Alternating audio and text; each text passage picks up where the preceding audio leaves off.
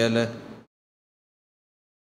وأشهد أن لا إله إلا الله وحده لا شريك له، وأن محمدًا عبده ورسوله. يا أيها الذين آمنوا اتقوا الله حق تقاته ولا تموتن إلا وأنتم مسلمون.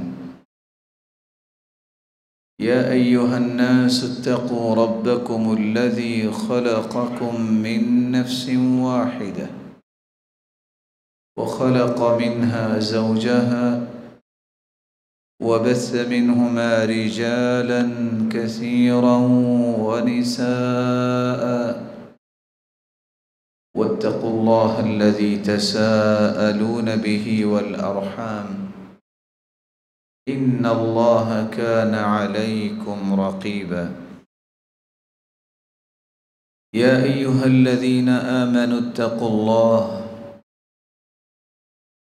الله وقولوا قولا سديدا يصلح لكم أعمالكم ويغفر لكم ذنوبكم، ومن يطع الله ورسوله فقد فاز فوزا عظيما. أما بعد، فأعوذ بالله من الشيطان الرجيم. يرفع الله الذين آمنوا منكم والذين أوتوا العلم درجات. لائق تکریم سامعین مکرم، یہ اللہ ذوالجلال کا فیصلہ ہے، اسی کا ہی اصطفاء و اجتباء ہے کہ رفعت اور بلندی، مقام و مرتبہ دنیا اور آخرت میں انہی لوگوں کو اللہ عطا کرتے ہیں جو ایمان کی دولت کو سب سے بڑی دولت سمجھتے ہیں، اور ایمان کی دولت مل جانے کے بعد وہ علمی درجات کو طے کرتے ہیں۔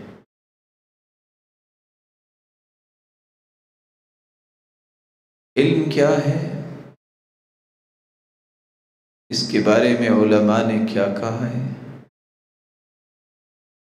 اور اہل علم کو اللہ ذوالجلال نے اپنے محبوب کی زبان اطہر سے کن کن اعزازات سے نوازا ہے، اور میری اور آپ کی ذمہ داری کیا ہے، یہی تین نکات آج ہماری گفتگو کا محور ہوں گے۔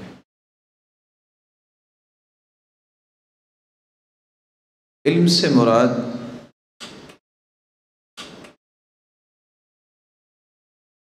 وَإِدْرَاكُ الشَّيْءِ بِحَقِيقَتِهِ، کسی چیز کی حقیقت کو پا لینا، اس کو علم کہتے ہیں۔ بنیادی طور پہ علم کا معنی ہوتا ہے پہچان، علم کا معنی ہوتا ہے معرفت اور ادراک۔ کسی شخص کی اگر تمنا یہ ہو کہ اللہ ذوالجلال کی صحیح معرفت ملے تو علم کے بغیر کبھی یہ تمنا پوری نہیں ہوتی۔ اگر اس کی یہ خواہش ہو کہ میں اپنی زندگی کے لیے اس ہستی کی پہچان کروں جس کو اللہ نے میرے لیے آئیڈیل بنایا ہے، محمد الرسول اللہ صلی اللہ علیہ وسلم، تو علم کے بغیر یہ خواہش پوری نہیں ہو سکتی۔ اگر کسی کا ذوق یہ ہو کہ مجھے اپنی زندگی کے مقاصد کا ادراک ہونا چاہیے، تو یہ ذوق اس وقت تک پورا نہیں ہو سکتا جب تک وہ علم نہیں سیکھتا۔ اتنی بڑی نعمت ہے علم، اتنی بڑی نعمت ہے، اللہ تعالیٰ نے جب وحی کا آغاز کیا ہے تو سب سے پہلی وحی جو ہے وہ علم پر مشتمل ہے۔ اقرأ بسم ربک الذی خلق خلق الانسان من علق اقرأ وربک الاکرم الذی علم بالقلم۔ زندگی کی بنیاد جو ہے وہ اللہ ذوالجلال نے یہاں پیش کر دی ہے۔ انسانی زندگی میں سب سے بڑی اہمیت کا حامل جو کام ہے وہ علم سیکھنا ہے، اور یہ بات ذہن نشیں رہنی چاہیے۔ کچھ لوگوں کا یہ ذہن ہوتا ہے کہ ضروری ہے کہ سارے ہی علماء بن جائیں۔ بات یہ نہیں ہو رہی کہ سارے کے سارے علامہ بن جائیں۔ 3 ایسی چیزیں ہیں جس کے بارے میں کوئی عذر کسی کا بھی قبول نہیں ہو، اور وہی 3 چیزیں قبر میں پوچھی جائیں گی۔ اللہ کے بارے میں علم، اس کے رسول کے بارے میں علم، اور پھر دین کے بارے میں علم۔ اگر دعویٰ یہ ہے کہ وہ مسلمان اور مومن ہے تو پھر اسے ان 3 چیزوں کے بارے میں تو علم ہونا چاہیے۔ اس کے بارے میں قیامت کو اس کا عذر نہیں سنا جائے۔ رسول اکرم صلی اللہ علیہ وآلہ وسلم پر اللہ تعالیٰ نے اس لیے یہ آیت نازل کی، وَأَنزَلَ اللَّهُ عَلَيْكَ الْكِتَابَ وَالْحِكْمَةَ وَعَلَّمَكَ مَا لَمْ تَكُنْ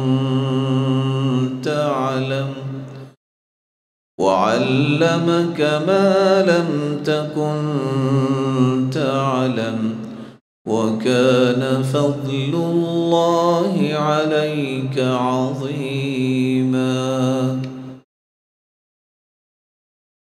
اللہ تعالیٰ نے قرآن اور حدیث کو اٹھا کر وَعَلَّمَكَ مَا لَمْ تَكُنْ تَعْلَمُ، جو آپ کے علم میں چیزیں نہیں تھیں اللہ نے وہ عطا کر دیں۔ یہ عطا جو ہے کسی کو علم مل جانا، وَكَانَ فَضْلُ اللَّهِ عَلَيْكَ عَظِيمًا، اس سے بڑا فضل اور عنایت اللہ کی ہے ہی نہیں ہے کسی کو اللہ علم عطا کر۔ مَن يُرِدِ اللَّهُ بِهِ خَيْرًا يُفَقِّهْهُ فِي الدِّينِ۔ اللہ ذوالجلال جب کسی کے ساتھ خیر اور بھلائی کا ارادہ کرتے ہیں اسے دین کی سمجھ عطا کر دیتے ہیں، اسے دین سمجھا دیتے ہیں، اسے یہ پتہ چل جاتا ہے کہ میں آخر پیدا کیا گیا ہوں تو کس مقصد کے لیے، مجھے زندگی کے گنتی کے ایام گزارنے ہیں تو کیسے گزارنے ہیں، میں اللہ کے قریب کیسے ہو سکتا ہوں، میں تقرب الہی کیسے حاصل کر سکتا ہوں۔ یہ سوچ جس شخص کو نصیب ہو جائے اس سے بڑا بختور اور خوش نصیب کوئی انسان نہیں۔ رسول اکرم صلی اللہ علیہ وآلہ وسلم نے صحابہ کرام کو سب سے پہلی اس نعمت کی نشاندہی کی، اور پھر جو نعمت صحابہ کرام نے یہ حاصل کی تو پوری کائنات کے لیے پھر وہ نمونہ بن گئے۔ یہ اتنی عظیم نعمت ہے علم کہ اللہ نے خاکیوں نوریوں کا مقابلہ جب کروایا تو خاکی صرف اس وجہ سے جیت گئے، وَعَلَّمَ آدَمَ الْأَسْمَاءَ كُلَّهَا، کہ آدم علیہ السلام نے وہ نام بتا دیے جو فرشتوں کو نہیں آئے، اور پھر انہیں مسجود ملائک بنا دیا، فرشتوں کو سجدہ کرنا پڑا، اللہ کے حکم کی تعمیل کرنی پڑی۔ یہ اتنی بڑی عظمت ہے کہ آج 100 سال کی زمانہ 13 کروٹیں لے چکا ہے۔ یہ 14 کروٹیں لینے کے بعد بھی آج بھی اگر 16 سالہ بچے کا نام آ جائے، بڑے بڑے مفسرین لکھتے لکھتے ان کی قلمیں رک جاتی ہیں، اس وجہ سے کہتے ہیں بس عبداللہ ابن عباس کا نام آیا ہے، کیونکہ اس سے بڑا مفسر کوئی نہیں۔ عمر تو یہ 14 اور 16 سال تھی اور 18 سال تھی، لیکن مفتی تھے، اس جیسا مفسر بھی کوئی نہیں، اور 65 سالہ صحابہ بھی بات مانتے تھے تو ان کی بات مانتے تھے کیونکہ ان کے پاس علمی برتری تھی۔ یہ اتنی بڑی عظمت ہے۔ لوگ کہتے ہیں کہ نابینا انسان نماز نہیں پڑھا سکتا، بھول جاتے ہیں بیچارے کہ عبداللہ ابن ام مکتوم نے 13 مرتبہ مصلی نبوی پہ براجمان ہوئے اور لوگوں کو نمازیں پڑھائی، نبی نے تھے۔ کس وجہ سے؟ علم تھا ان کے پاس۔ آج اسی عظمت کو امت بھول گئی۔ یہ 7 سے 8 سال عمر کیا ہوتی ہے بچے کی؟ اگر وہ بچہ نماز پڑھا رہا ہے صحابہ کرام کو تو اس لیے امام بنا ہوا ہے یہ 7-8 سال کا بچہ، کیونکہ اس کو لوگوں سے زیادہ صورتیں یاد ہیں۔ یہ اتنا بڑا کمال ہے کہ اللہ عز و جلال نے اپنے پیغمبر موسیٰ علیہ السلام کو یہ علم سکھانے کے لیے جب حکم دیا تو نہ جانے 10 اور 20 میل انہیں پیدل سفر کرنا پڑا، یہاں تک کہ وہ خضر علیہ السلام کے پاس پہنچے۔ آج لوگ اس کو نہیں سمجھتے، اصل میں مقام یہ ہے۔ معاویہ الضریر نبی نے محدث تھے، ایک دن وقت کا بادشاہ دوڑتا ہوا آیا، لوگوں نے کہا پتہ نہیں کیا بات ہے، اور وہ اس لیے دوڑ رہا تھا کہ آج میں نے اس نبی نے انسان کو وضو خود کروانا ہے، اس لیے کہ اس کے پاس علم ہو۔ لوگ شکل و صورت کو دیکھ کے سکورنگ کرتے ہیں کہ فلاں بڑا خوبصورت ہے، فلاں بڑا خوبرو ہے، لیکن ایک وہ فیصلہ ہے جو اللہ ذو الجلال کا ہے۔ عطاء ابن ابی رباح رنگ کے بھی کالے ہیں، اسود، ٹانگوں سے بھی لنگڑے ہیں، اعرج، اور حیرانگی کی بات یہ ہے کہ ان کی ناک بھی افطس، چپٹی ناک ہے، آنکھوں سے بھی نوینے ہیں، اعمیٰ، لیکن پورے ارض حجاز کے مفتی ہیں۔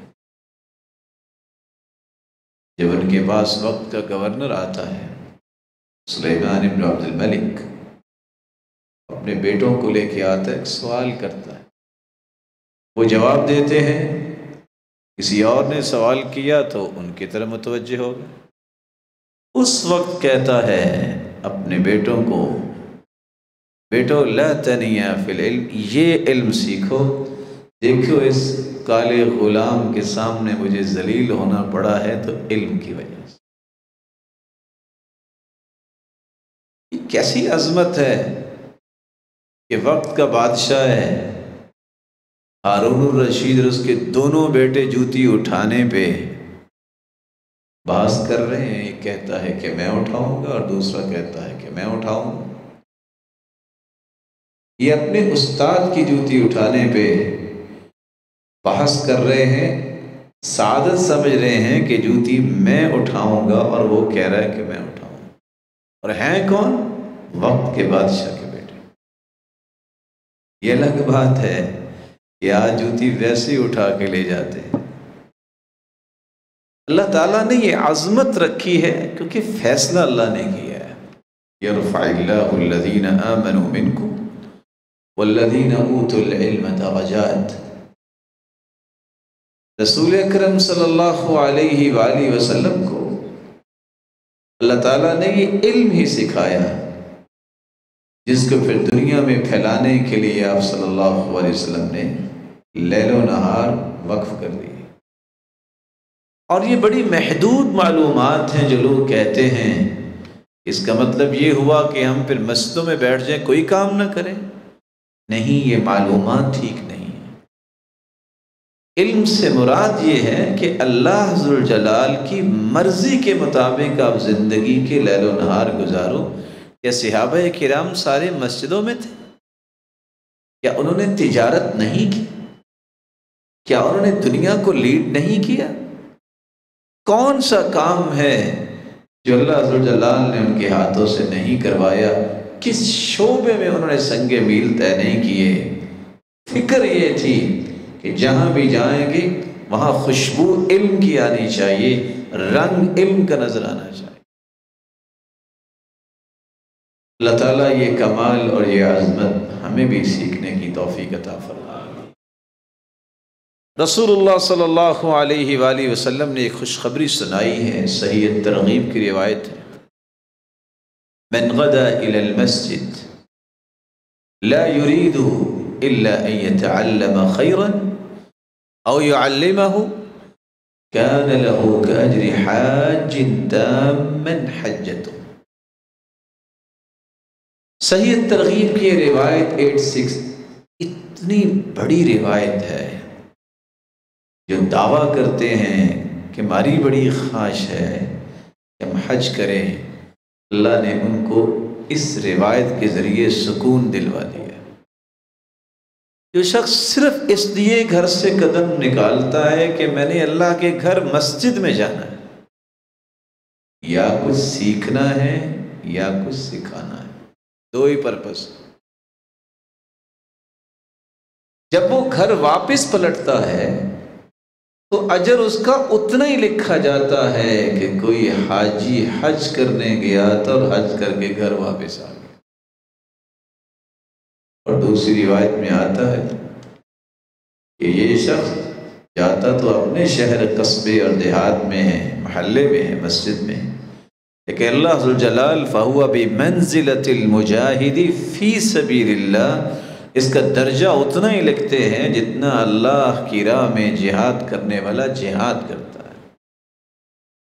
اور تیسری روایت کے الفاظ یہ ہیں کہ جب گھر سے نکل کے کوئی مسجد کی طرف جاتا ہے تو اللہ ذوالجلال کا نورانی فرشتہ جھنڈا لے کے اس کے ساتھ ساتھ جاتا ہے، جب تک واپس گھر داخل نہیں ہو جاتا ایک فرشتہ اس کے ساتھ رہتا ہے یہ جھنڈا لے کے۔ جس طرح کوئی بازار جائے تو شیطان اپنا جھنڈا لے کے جاتا ہے، اور اگر یہ اللہ کے گھر کی طرف قدم اٹھاتا ہے، قدم اٹھتا ہے تو گناہ معاف ہوتے ہیں، قدم رکھتا ہے تو اس کے درجات بلند ہوتے ہیں، اور ایک ایک قدم پہ 10 نیکیاں سے اللہ ذوالجلال عطا کر دیتے ہیں۔ اس لیے رسول اللہ صلی اللہ علیہ وسلم نے اتنی خوبصورت بات کہی، من سلک طریقا یلتمس فیہ علما سہل اللہ لہ بہ طریقا الی الجنہ۔ جو شخص اس نیت سے گھر سے نکلتا ہے کہ میں نے اللہ کا دین سیکھنا ہے، اللہ اس کے لیے جنت کا راستہ آسان کر دیتے۔ اگر یہ روایت رسول اللہ صلی اللہ علیہ وسلم سے ثابت ہے اور متعدد بار ہم نے سنی ہے، اور دعویٰ بھی ہے کہ ہم نے جنت میں جانا ہے، تو کیا مجھے اور آپ کو سوچنا نہیں چاہیے کہ میں نے اپنے بارے میں اور اپنے بچوں کے بارے میں جنت کی آسان پلاننگ آج تک کی ہے؟ اگر کی ہے تو اللہ کا شکر کرے، اگر نہیں کر سکے تو آج سے فکر کرے۔ اس سے آسان راستہ اور کیا ہو سکتا ہے کہ اللہ اس کے لیے جنت کا راستہ آسان کر دیتے ہیں۔ ان الملائکہ لتضع اجنحتها لطالب العلم رضا بما یطلب۔ دنیا کے بادشاہ آتے ہیں تو ان کے لیے کارپٹ بچھائے جاتے ہیں۔ یہ ایسا علمی بادشاہ ہے کہ جب گھر سے پاؤں قدم باہر نکالتا ہے تو اللہ کے نورانی فرشتے اپنے پر بچھاتے ہیں۔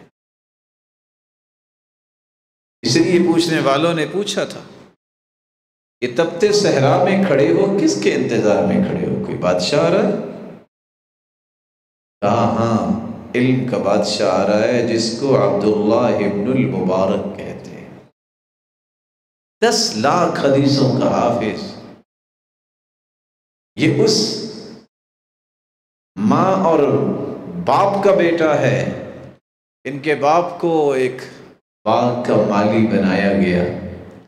مدت کے بعد باغ کا مالک آیا اپنے دوستوں کو لے کے اور کہتا ہے کچھ پھل لے کے آؤ۔ کہ وہ لے کے آئے تو ترش تھے. کہا آپ کو پتہ نہیں ہے کہ پھل میٹھا کون سا ہوتا ہے؟ جناب آپ نے یہ چیک کرنے کی تو اجازت ہی نہیں دی تھی، آپ نے تو رکھوالی کی اجازت دی تھی. میں نے رکھوالی کی.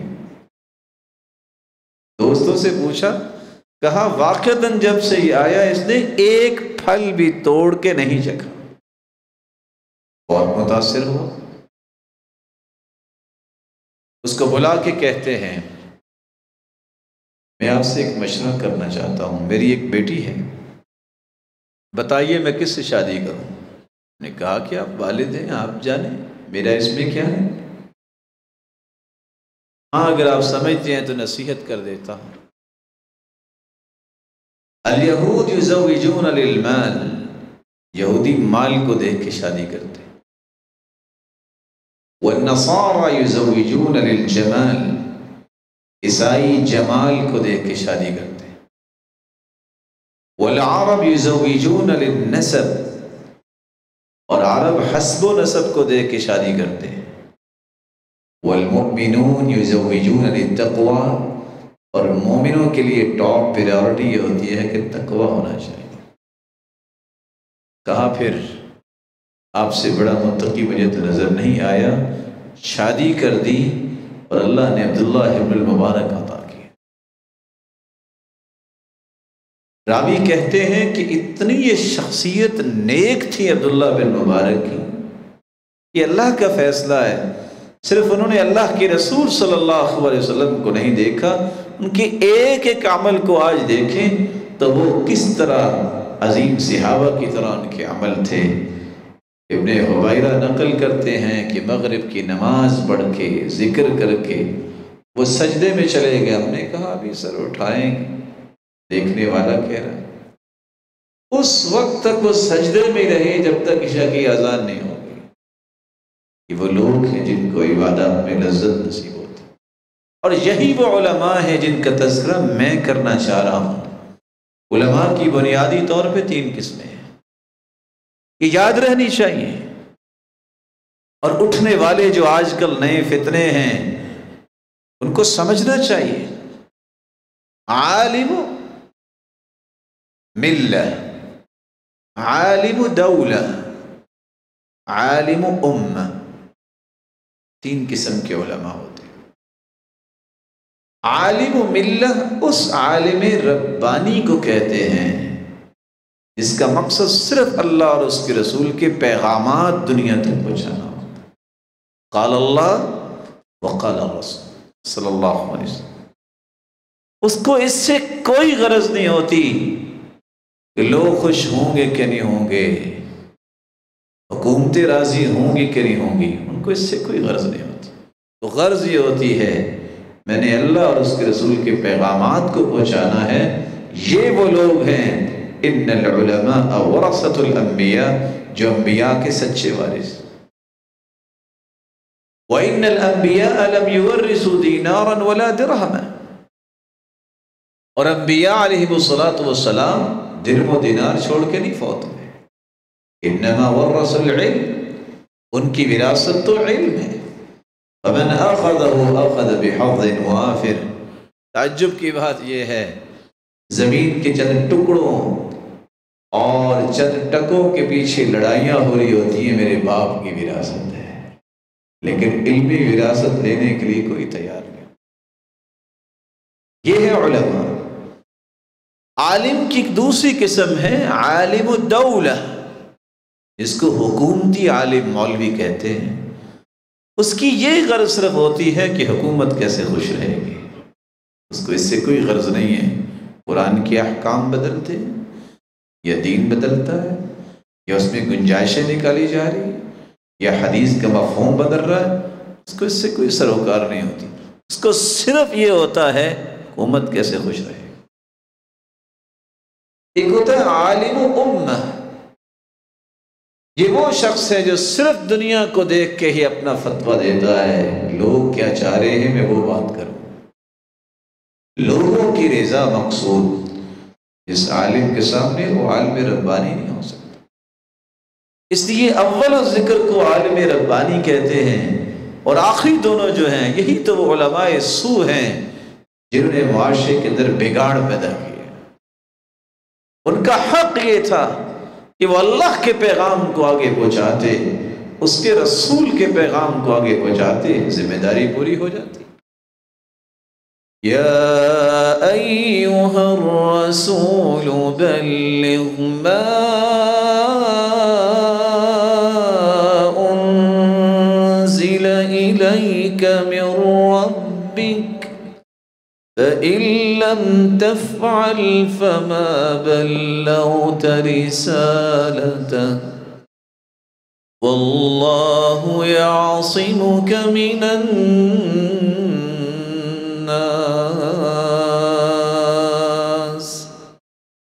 میرے محبوب آپ کو بھی حکم یہ ہے کہ آپ نے بھی لوگوں کو جو پیغام پہنچانا ہے وہ پیغام ہو جو نازل ہوا ہے، جو اللہ نے نازل کیا ہے، اس پیغام کو آگے پہنچائے۔ اس لیے اللہ تعالیٰ سے دعا کیجئے اللہ تعالیٰ ہم سب کو علماء ربانیین کی صف میں شامل فرمائے اور ایسے علماء سے محبت کی توفیق عطا فرمائے۔ رسول اللہ صلی اللہ علیہ وآلہ وسلم پر قرآن کی آیت یہ اتری جو ہے، انما یخشی اللہ من عبادہ العلماء،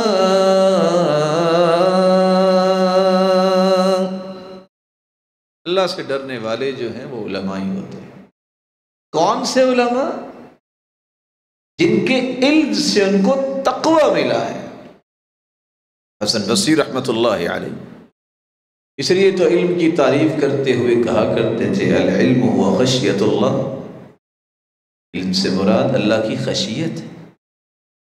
علم پڑھنے کے بعد بھی وہ جھوٹ بول رہا ہے، دھوکہ کر رہا ہے، علم پڑھنے کے بعد بھی اس کو پتہ ہی نہیں ہے کہ فرض نماز کیا ہوتی ہے، اس کو میں نے وقت پہ پڑھنا ہے، علم پڑھنے کے بعد بھی اس کے معاملات وہی ہیں جو ایک جاہل کے ہوتے ہیں، علم نے اسے نفع تو کوئی نہیں دیا۔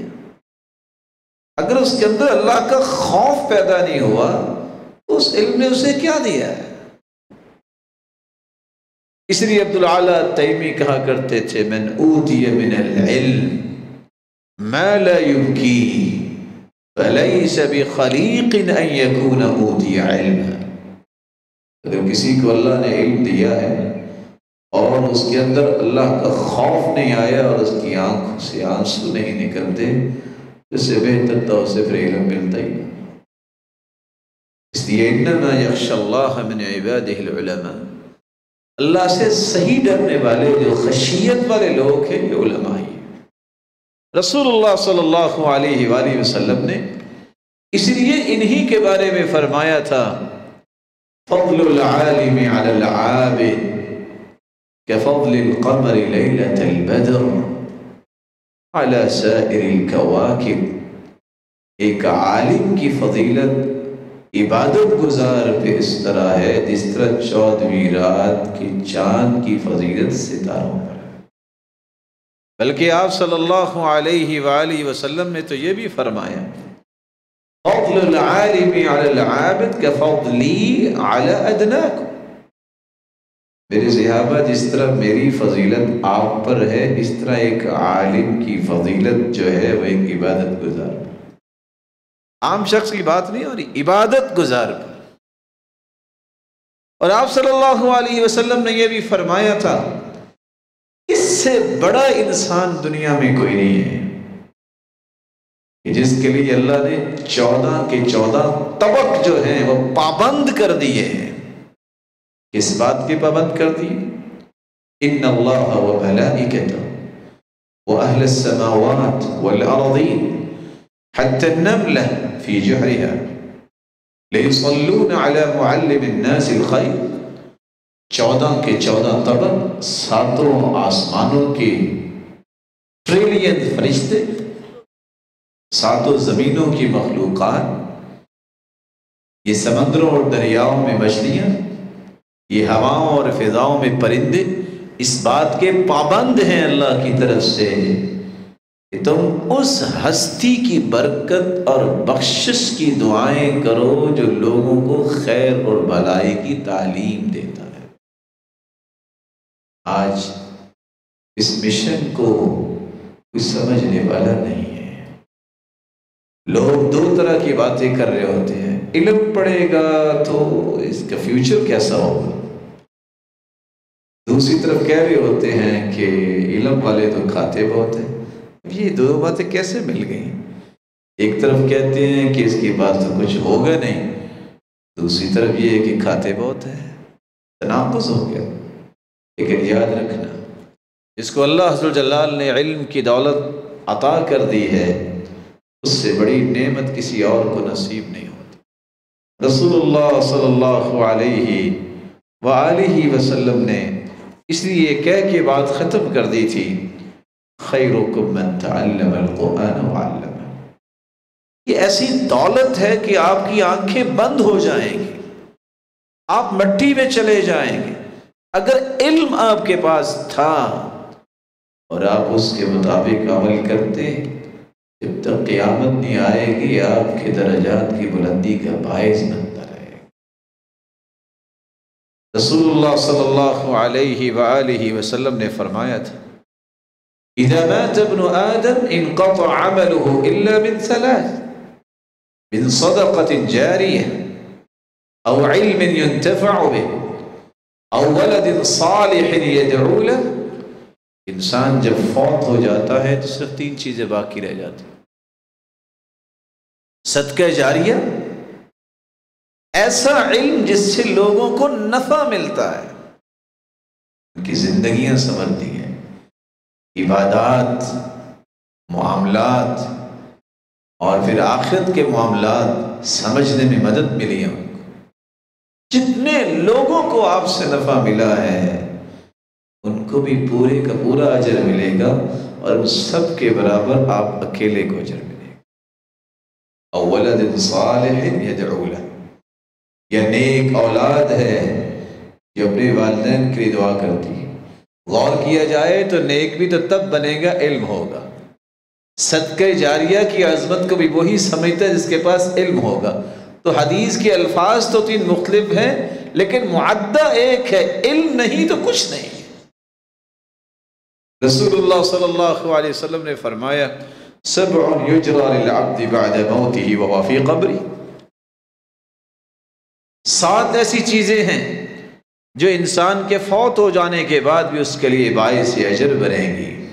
من علم علما ونشر، جس نے علم سکھایا، سیکھے گا تو سکھائے گا، اگر علم نہیں سیکھ سکا ونشر، تو علم سکھانے والوں کے ساتھ کھڑا ہو گیا، اس کی نشر و اشاعت کا بندوبست کر دیا۔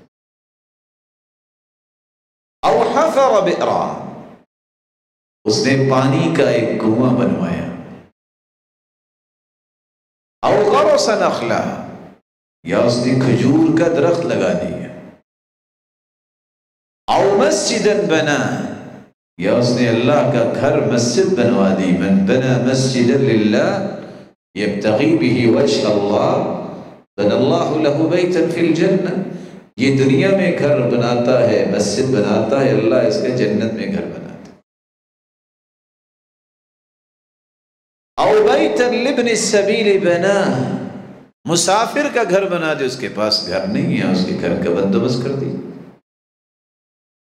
او صدقۃ اخرجها فی صحته وحیاته، زندگی میں اور صحت کی حالت میں اس نے صدقہ نکالا۔ بیمار تو ہر بندہ ہی نکالتا ہے کہ چلو بیماری ٹل جائے، مرنے کے بعد تو تازہ دم بچے ہوتے ہیں، چلو جی باپ چلا گیا ہے تو یہ صدقہ اس کی طرف۔ صدقہ زندگی میں اور صحت کی حالت میں، یہ 7 چیزیں ایسی ہیں کہ انسان مٹی میں بھی چلا جائے تو اس کا اجر تسلسل کے ساتھ پہنچتا رہتا ہے۔ اللہ تعالی ہمیں ان کاموں کو اختیار کرنے کی توفیق عطا فرمائے۔ آخری نقطہ جو میں آپ کی خدمت میں پیش کرنا چاہتا ہوں، میری اور آپ کی ذمہ داری کیا ہے؟ اگر تو آپ دنیا اور آخرت میں مقام چاہتے ہیں تو ذمہ داری یہ ہے کہ علم سیکھیں، اپنے بچوں کو سکھائیں۔ آپ دنیا جہان کے کام کریں، آپ کو کوئی منع نہیں کرے، لیکن اللہ کی معرفت تو ہونی چاہیے۔ اپنے رب کو تو پہچانے۔ خاتم الانبیاء محمد الرسول اللہ صلی اللہ علیہ وسلم کی ہستی کو تو پہچانے، اس کی تعلیمات کو تو جانیے کہ میں جس کارنر میں کام کرنا چاہتا ہوں وہاں رہنمائی کیا ہے، یہ تو پتہ ہونا چاہیے کہ میری زندگی کا آخر مقصد کیا ہے۔ کیا یہ مقصد ہے کہ میں ساری رات سویا رہوں اور دن کو سارا دن کام کرتا رہوں اور نماز کے قریب نہ جاؤں؟ یہ بھی کوئی مقصد ہے؟ کیا فرق ہے کہ انسان نماز نہیں پڑھتا، اللہ کی پہچان نہیں رکھتا، اس کے اور حیوان میں کیا فرق ہے؟ بلکہ وہ زیادہ کھاتا ہے حیوان۔ اللہ نے شعور دیا ہے، عقل کی نعمت سے نوازا ہے، اشرف المخلوقات بنایا ہے، اس کو حق ادا کرنا چاہیے۔ اللہ ذو الجلال یہ نعمت حاصل کرنے کی توفیق عطا فرمائے۔ ذمہ داری یہ ہے کہ جس طرح میں چاہتا ہوں میرا بیٹا کسی اچھی نوکری پہ لگ جائے، کیا ہوگا؟ بس چند ٹکے زیادہ آ جائیں گے، وہاں میرا یہ بھی خیال ہونا چاہیے کہ میرا بیٹا جنت میں سب سے بلند مقام پہ پہنچ جائے، اور صرف وہ نہیں پہنچے گا۔ والذین آمنوا واتبعتهم ذریتهم بإیمان ألحقنا بهم ذريتهم وما ألتناهم من عملهم من شيء۔ باپ نیک ہے، اولاد میں کمی کوتاہی ہے، قیامت کو اللہ ذو الجلال فرمائیں گے اس کے بچوں کو بھی اس کے ساتھ ہی بھیج۔ بیٹا نیک ہے، باپ نہیں پڑھ سکا، اللہ فرمائیں گے نہیں، اس بچے کی وجہ سے اس کے باپ کے بھی درجے بلند کر دو۔ یہ وہ سودا ہے، مگر نہ دیکھنے کو یہی ملتا ہے۔ ساری زندگی کھپنے کے بعد، اولاد کو پڑھانے کے بعد جب سٹینڈ کر لیتے ہیں، باپ دھکے کھا رہا ہوتا ہے اور بیٹے عیاشی کر رہے ہوتے ہیں، اور نہ جانے مرنے کے بعد کیا حال ہوتا ہے، کبھی ہاتھ اٹھاتا بھی ہے کہ نہیں اٹھاتا۔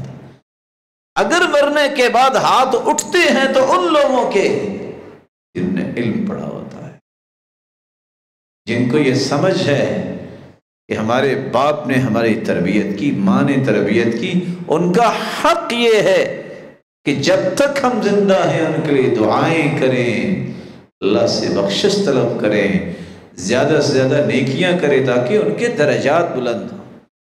یہ کون سا فن اور علم ہے جس کے پڑھنے کے بعد بچے کو اپنے باپ کو غسل دینے کا طریقہ ہی نہ آتا ہو؟ یہ کون سا فن ہے؟ اس نے زندگی میں اپنے باپ کے لیے کبھی دعا ہی نہ کی ہو۔ علم وہ ہے اور فن وہ ہے کہ والدین کے چلے جانے کے بعد ان کی عظمت کے بارے میں انسان سوچ بنائے۔ کس طرح روتے ساتھ آئے تھے، اللہ کے رسول مجھے ماں سے بڑی محبت ہے، مجھ سے برداشت نہیں ہو رہا ان کا فراق، میں ان کے ساتھ نیکی کیسے کر سکتا ہوں؟ کہا سعد علیک بالماء، لوگوں کو پانی پلایا کرو، یہ پانی کا سلسلہ بناؤ، جب تک یہ سلسلہ رہے گا نیکیاں تیری والدہ کو پہنچتی رہے گی۔ ایک شخص سے کسی نے پوچھا تھا کہ آپ کے اخراجات مینٹین کیسے ہوتے ہیں، اس نے لسٹ بنا کے دی، یہ میرے اخراجات ہیں، یہ میرے والدین کے۔ کہا وہ تو دنیا سے چلے گئے، یہ کیا لکھا آپ نے؟ کہا تو دنیا سے چلے گئے تو ان کا حق ختم ہو گیا، یہ ان کی طرف سے صدقہ کرتا ہوں۔ یہ ہے وہ اولاد جو انسان کے درجات کی بلندی کا باعث بنتی۔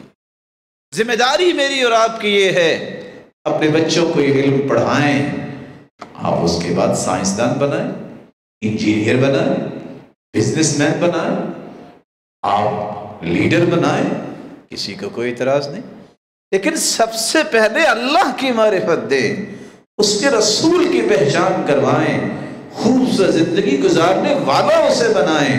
وہ دنیا میں کہیں بھی کام کرے گا، اس کا ہر کام عبادت بن جائے۔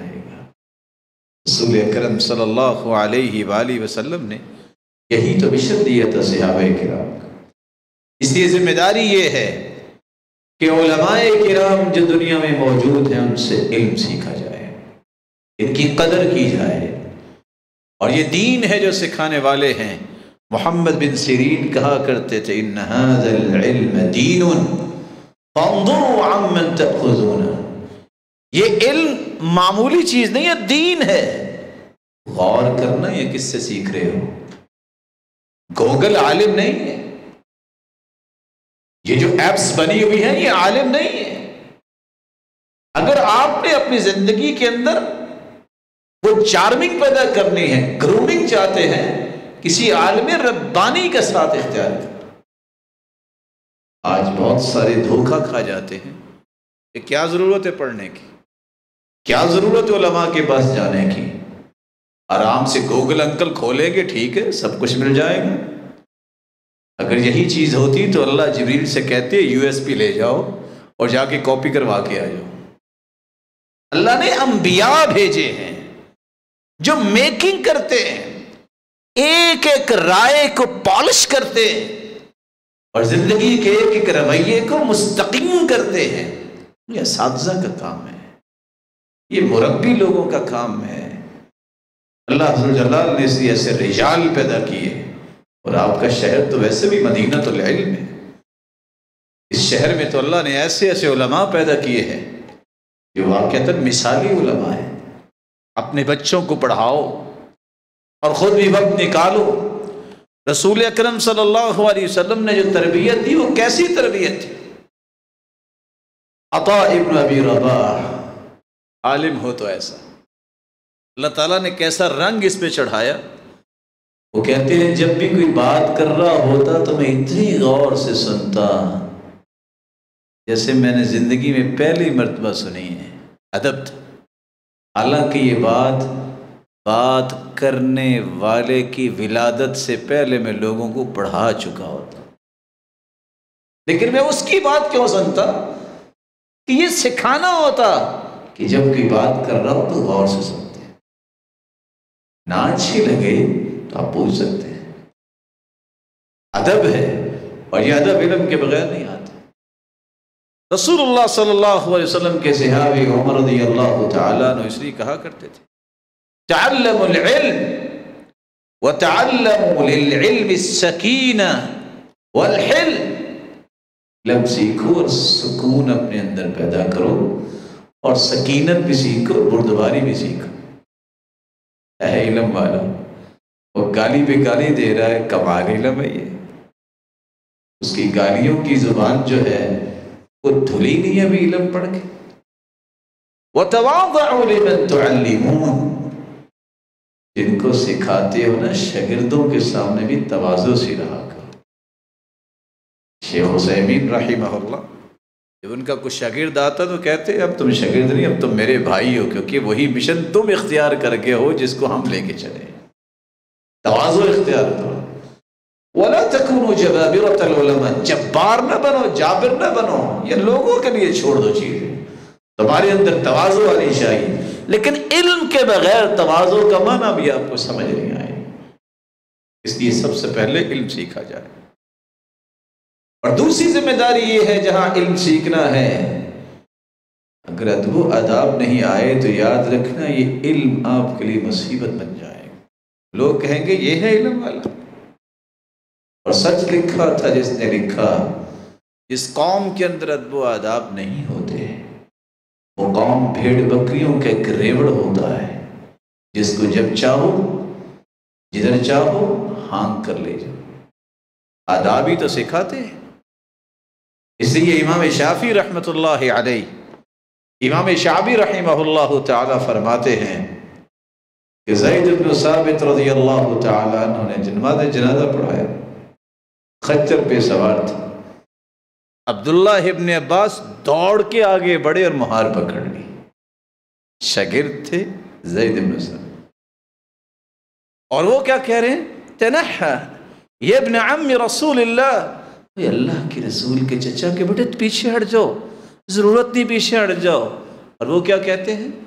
هكذا أمرنا أن نفعل بعلمائنا، ہمیں حکم یہ دیا گیا ہے کہ ہم اپنے علماء کے ساتھ اسی طرح احترام کا پہلو پیش کریں۔ کہتے ہیں میرے قریب آؤ، مجھے ہاتھ دو، ہاتھ لیا اور ہاتھ کو بوسہ دیا اور کہتے ہیں ہاکذا امرنا ان نفعل باہل بیت نبینا، ہمیں بھی اس طرح حکم ہے کہ اللہ کے رسول کے خانوادے سے اس طرح ہی محبت کرو۔ رسول اللہ صلی اللہ علیہ وسلم نے کیسے لوگ کھڑے تھے اور آپ نے غصے میں آ کے یہ کہا، ایک بوڑھا شخص آیا تو جلدی سے اس کی جگہ نہیں بنائی۔ ہم تو کہتے ہیں بوڑھے کی کیا قیمت ہے، حدیث کہتی ہے البرکۃ مع اکابرکم، برکت تمہارے بڑوں کے ساتھ۔ گھر میں بڑا ہے، آپ اس کے سفید بال دیکھتے، احترام کرو، یہ علم ہے اصل میں۔ یہ علم نہیں ہے کہ اس کے ساتھ بدتمیزی کرو، کہو کہ یہ کا پڑا ہوا ہے، یہی تو جہالت ہے۔ آپ نے فرمایا من لم یجل کبیرنا ویرحم صغیرنا ویعرف شرف کبیرنا وفی روایت اخرى ویعرف لعالمنا حقا فلیس منا، جو بڑے کا احترام نہیں کرتا، چھوٹے پہ شفقت نہیں کرتا اور ہمارے علم والے کا حق نہیں پہچانتا اور ہمارے بڑے کا شرف نہیں پہچانتا، اس کا میرے ساتھ تعلق ہی کوئی نہیں۔ آپ حیران ہوں گے یہ بات سن کے۔ امام شافعی کہتے ہیں میں امام مالک کے سامنے بیٹھ کے پڑھتا، لقد كنت اصفح الورق صفحا رقیقا لطیفا، میں اپنی کتاب کا ورق بڑی آہستہ سے چینج کرتا، اللہ یسمع وقاہا، جلدی سے چینج کرنے سے آواز جائے گی تو ان کے فکر میں فرق نہ پڑ جائے اور وہ کہیں گے اس کو آداب نہیں آتے۔ آج یہ دور ختم ہو گیا، لیکن آج بھی اللہ نے ایسے نیک لوگ رکھے ہیں جو ان باتوں کو زندہ کرتے ہیں۔ ربیع بن سلیمان المرادی بیان کرتے ہیں واللہ ما اشترط ان اشرب الماء والشافعی ينظر ہیبۃ اللہ، میں جب امام شافعی کے سامنے بیٹھ کے پڑھتا، میں نے کبھی ان کے سامنے بیٹھ کے پانی پینے کی جرت نہیں کی، اتنی ہیبت ہوتی تھی، میں ایسا نہیں کرتا، الگ ہو کے پانی پی۔ سلف کا یہ رویہ رہا ہے، وہ استاد کو، عالم کو یہ احترام اور ادب دیتے، جا رہا ہے تو راستہ چھوڑ دیتے، آگے بڑھ کے سلام کرتے، دعائیں دیتے۔ رسول اللہ صلی اللہ علیہ وسلم کے صحابی عمار رضی اللہ تعالیٰ عنہ اس لیے فرماتے ہیں ثلاث من جمعہن فقد جمع الایمان، تین چیزیں جس نے جمع کر لی اس نے پورے ایمان کو جمع کر لی۔ ان میں سے پہلی بذل السلام للعالم، جو آگے بڑھ کے سلام کہتا ہے کسی علم والے کو، للعالم کسی کو بھی کہتا ہے، اس نے ایمان کو جمع کر۔ والانفاق فی الاقتار، اس کے پاس مال ہے یا نہیں ہے، ضرورت کو دیکھتا ہے تو پرواہ نہیں کرتا، خرچ کر دیتا ہے۔ اللہ تعالیٰ ان باتوں کی توفیق ہمیں بھی عطا فرمائے۔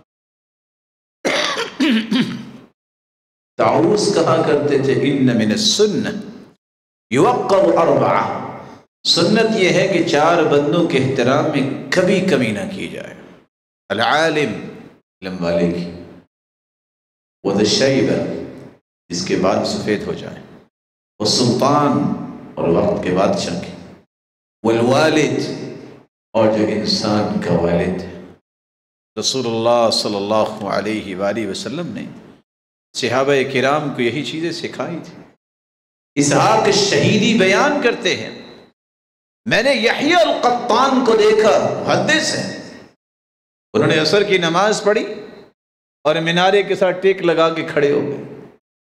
وقت کا امام امام احمد بن حنبل اور امام بخاری کا استاد جس کو لوگ جانتے ہیں، وہ شخص جس کو علی بن مدینی کے نام سے یاد کرتے ہیں، یحییٰ بن معین محدث ہیں، تینوں کے تینوں محدث کھڑے ہیں کیونکہ استاد کھڑا ہے اور سوال کر رہے ہیں۔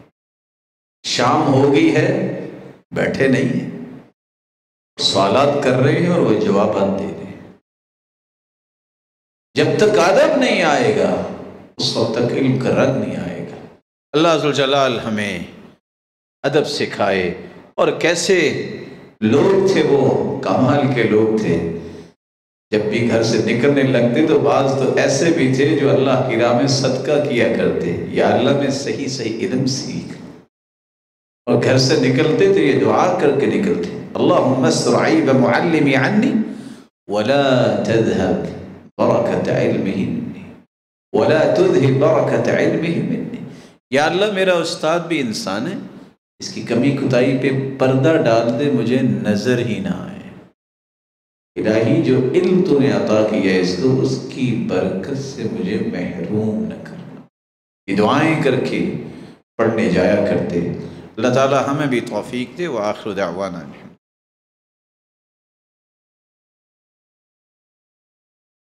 الحمد للہ علی احسانہ والشکر له علی توفیقہ وامتنانہ، اما بعد۔ سفیان بیان کیا کرتے تھے، لا اعلم درجۃ بعد النبوۃ افضل من بث العلم۔ نبوت کے بعد کوئی بھی ایسا فضیلت والا درجہ نہیں ہے جتنا فضیلت والا درجہ علم کو پھیلانے کا ہے۔ یہ درجہ حاصل کرنے کے لیے علم کو سیکھنا پڑتا ہے، اور اس کے لیے ضروری اور آخری بات جو ہے، آپ اگر سیکھ سکیں تو بڑی اچھی بات، نہیں سیکھ سکے تو جنہوں سکھانے والے ہیں ان کے ساتھ کھڑے ہو جائیں۔ لیکن زندگی بھر یہ جو سلسلہ ہے اللہ کے رسول صلی اللہ علیہ وسلم کا، اس سلسلے پہ تانو تشریح نہ کیجیے۔ کیوں تانو تشریح نہ کیجیے؟ آپ دنیا اور آخرت کی خیر سے کہیں محروم نہ ہو جائیں۔ میں برا ہو سکتا ہوں، میرے اندر کمیاں کوتاہیاں ہیں اور ہو سکتی ہیں، آپ کے اندر ہو سکتی ہیں، لیکن جو سلسلہ اللہ کے رسول نے شروع کیا ہے اس میں کوئی کمی کوتاہی نہیں۔ وہ مبارک سلسلہ ہے۔ انسان میں غلطی ہو سکتی ہے، مشن غلط نہیں ہے، یہ منہج برا نہیں ہے، کیونکہ یہ منہج وہ ہے جو انبیاء کا منہج تھا۔ اگر کسی کے اندر کمی کوتاہی آ گئی تو اس کے اندر کمی کوتاہی ہے۔ علم نہیں ہے کہتا کہ ایسا کرو، اللہ کے رسول نے ایسا نہیں کہا، اس کی ذاتی غلطی۔ اس لیے کسی ایک ہی غلطی کی وجہ سے علمی سلسلے پہ کوئی بات نہ کیجیے گا۔ سلف صالحین اس لیے کہا کرتے تھے، عبداللہ ابن المبارک، حق علی العاقل، عقل مند پہ حق یہ ہے، اللہ یستخف بثلاثہ، زندگی میں 3 لوگوں کی توہین نہ کرے، ان کو ہلکا نہ جانے، العلماء والسلاطین والاخوان، کبھی اپنے بھائیوں کی، علماء کی، بادشاہوں کی توہین نہ کریں۔ وجہ کیا ہے؟ من استخف بالعلماء ذهبت آخرته، جو علماء کی توہین کرتا اس کی آخرت برباد ہو جاتی۔ ومن استخف بالعمراء ذهبت الدنیا، جو بادشاہوں کی توہین کرتا ہے اپنی دنیا برباد کر بیٹھتا ہے۔ ومن استخف بالاخوان ذهبت مروءته، جو اپنے بھائیوں کی توہین سے بھی باز نہیں آتا اس کی عزت کبھی نہیں ہوتی۔ سلف صالحین اس بات کو سمجھتے اور سمجھایا کرتے تھے کہ کبھی بھی علماء کے بارے میں زبان نہیں کھولنی۔ امام نووی کے بارے میں امام سخاوی لکھتے ہیں، ایک شخص تانا دیتا تھا امام نووی کو اور گالیاں دیتا تھا۔ ہم نے دیکھا کہ یمن کا انسان تھا، حالت یہ ہوئی کہ جیسے ہی وہ فوت ہوا اس کی زبان کٹ کے باہر آ گئی۔ اور ایک اور شخص بھی ایسا تھا جو امام نووی کے بارے میں اس طرح باتیں کرتا، فلما مات اندلع لسانه واسود، جو ہی فوت ہوا اس کی زبان سیاہ ہو گئی اور منہ کے باہر آ گئی۔